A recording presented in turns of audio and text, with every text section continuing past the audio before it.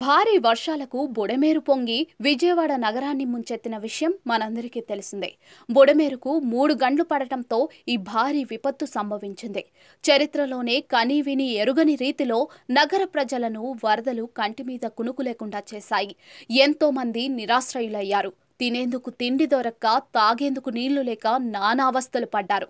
అయితే వరదల సమయంలో గండ్లు పూడ్చేందుకు ఏపీ జలవనరుల శాఖ మంత్రి నిమ్మల రామానాయుడు చేసిన కృషి అందరినీ ఆకట్టుకుంది.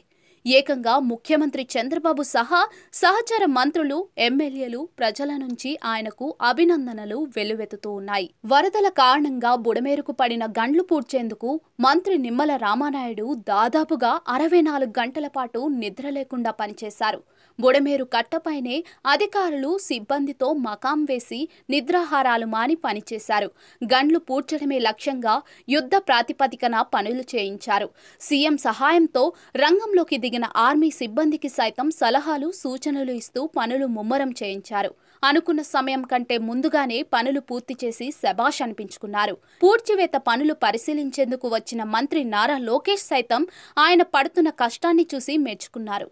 ప్రజల సంక్షేమం కోసం మీరు చూపిస్తున్న నిబద్ధత అభినందనీయమని మంత్రిని కొనియాడారు. ఓ అర్ధరాత్రి పూట భారీ వర్షం, గాలి వస్తున్నా కూడా గొడుగు పట్టుకుని మరీ వర్షంలోని నిమ్మల పని చేయించారు. దీనికి సంబంధించిన వీడియో సోషల్ మీడియాలో తెగ వైరల్ గా మారింది. మంత్రి అంటే ఇలానే ఉండాలంటూ పలువురు నెటిజన్లు సైతం నిమ్మలను అభినందించారు. బుడమేరు గండ్లు పూడ్చివేత పనులు పూర్తయిన తర్వాత ముఖ్యమంత్రి చంద్రబాబును మంత్రి నిమ్మల రామానాయుడు కలిశారు. ఈ సందర్భంగా పనులు జరిగిన తీరును ఆయనకు వివరించారు. 3 గంటలు పూర్తి చేశామని, ప్రస్తుతం పరిస్థితి అదుపులో ఉందని చెప్పుకొచ్చారు. దీంతో గుడ్ జాబ్ రామానాయుడు అంటూ ముఖ్యమంత్రి ఆయన్ను అభినందించారు. అధికారులు, మంత్రుల సమావేశంలో నిమ్మలను కొనియాడారు. 64 గంటలు నిద్రపోకుండా పనులు చేయించడంపై హర్షం వ్యక్తం చేశారు. బుడమేరు గండ్లు పూడిక పనుల్లో పాల్గొన్న ఇరిగేషన్ అధికారులకు సైతం సీఎం చంద్రబాబు అభినందించారు. అలాగే ప్రస్తుతం బుడమేరు వద్ద పరిస్థితి ఎలా ఉందని, గట్టు ఎత్తు ఎంత పెంచారని మంత్రిని సీఎం అడిగి తెలుసుకున్నారు. గట్టు ఎత్తు పూర్తి స్థాయిలో పెంచి మరోసారి తెగిపోకుండా బలోపేతం చేయాలని అధికారులు, మంత్రికి చంద్రబాబు సూచించారు. మరో 2 రోజుల పాటు మరింత వరద వచ్చే అవకాశం ఉందని, అలర్ట్ గా ఉండాలని ముఖ్యమంత్రి చంద్రబాబు ఆదేశించారు. ఫుడ్ పాకెట్స్ అయితే కొన్ని లక్షల ఫుడ్ పాకెట్స్ ఎవ్రీడే సరఫరా చేయడం కోసం పెద్ద ఎత్తున శ్రమ చేశారు. ఒక మాటలో చెప్పాలంటే ప్రజలందరూ సహకరించారు. మనసుండే ప్రతి ఒక్కరు దృష్టి పెట్టారు. వారికి తగిన సహాయం చేశారు. 10 రోజుల్లో ఇంత పెద్ద విపత్తుని మళ్ళా ఒక కంట్రోల్ తీసుకొచ్చాం. ఒక యుద్ధమే చేశాం. వరదల పైన ఒక యుద్ధం చేశాం. ఎవరైతే విద్వేషాలు రెచ్చగొట్టి వారు అధికారంలో ఉన్నప్పుడు చాలా వరకు దుర్మార్గంగా ప్రవర్తించి, నిర్లక్ష్యంగా ప్రవర్తించి ఈ గండులకు కారణమైన అవన్నీ పూడ్చాం. ఒక విధంగా చెప్పాలంటే ఈ గండ్లు పడకుండా ఉండుంటే ఇంత కష్టం ఉండేది కాదు. హ్యాండిల్ చేయడం సులభం. నీళ్ళల్లో పోవాలి. నా జీవితంలో చాలా సంక్షోభాలు చూశాను. ఉదుహుదు చూశాను, సూపర్ సైక్లోన్ చూశాను, తిత్లీ చూశాను. అక్కడ జరిగింది, ఒకసారి విపత్తు వస్తుంది, ఆ విపత్తు వెళ్ళిపోతుంది. ఆ తర్వాత మనం రెస్టరేషన్ కానీ, రిలీఫ్ కానీ ఫాస్ట్గా చేశాం. ఇక్కడ రిలీఫ్ చేయడానికి కూడా అవకాశం లేదు. 8 అడుగులు, 10 అడుగులు, 12 అడుగుల నీళ్లు, నీటి ప్రవాహం కూడా ఉధృతం. ఓసారి ఎన్డీఆర్ఎఫ్ చేతులెత్తేశారు.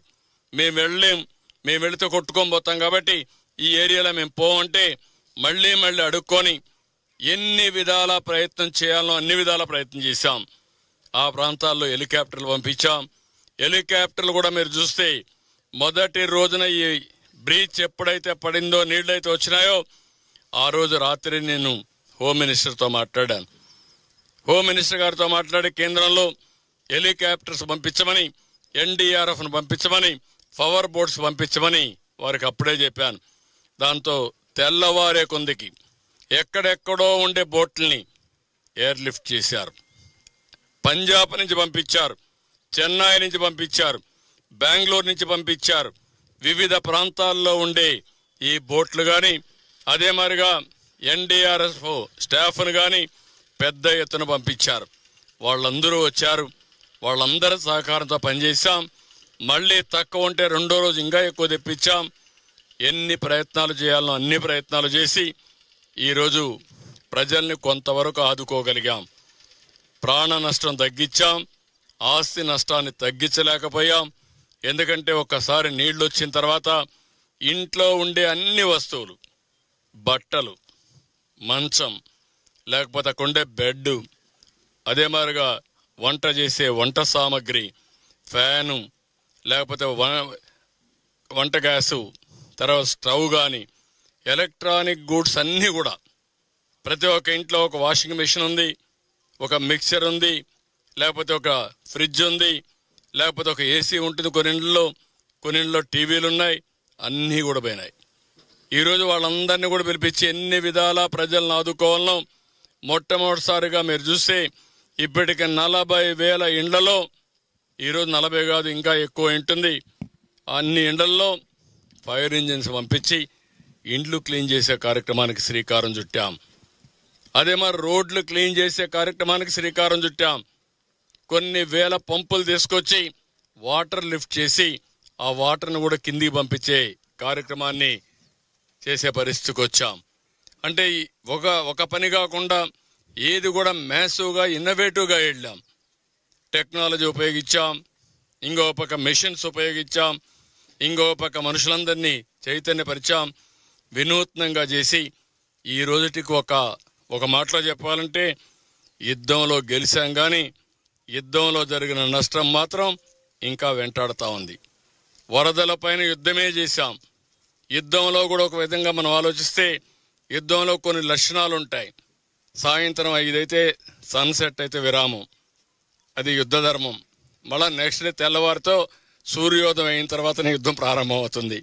రాత్రి రెస్ట్ తీసుకోవచ్చు. కానీ ఈ యుద్ధంలో మాత్రం రాత్రి రెస్ట్ తీసుకుంటే ఏమవుతుందో తెలియదు. ఇక్కడ రామానాయుడు గారు ఇక్కడే కూర్చొని మనుషులు పెట్టుకొని ఇక్కడే తూలుతూ ఈయన పనిచేస్తే అందరూ కూడా ఇదే స్ఫూర్తితో ఎక్కడికక్కడ రాత్రింబగుళ్ళు పనిచేశారు. ఆ విధంగా రాత్రింబగుళ్ళు పనిచేసి స్ఫూర్తిని నింపిన ప్రతి ఒక్కరిని చేతులెత్తి హృదయపూర్వకంగా నమస్కారాలు తెలియజేస్తున్నా, వాళ్ళందరినీ అభినందిస్తున్నా. ఇది సమాజం కోసం మీరు చూపించిన చొరవ, ఈ స్ఫూర్తి శాశ్వతంగా ఉంటుంది. వాళ్ళందరినీ మరొక్కసారి అభినందిస్తూ దీంతోనే పని అయిపోలేదు, ఇంకా చాలా చేయాల్సింది ఉంది.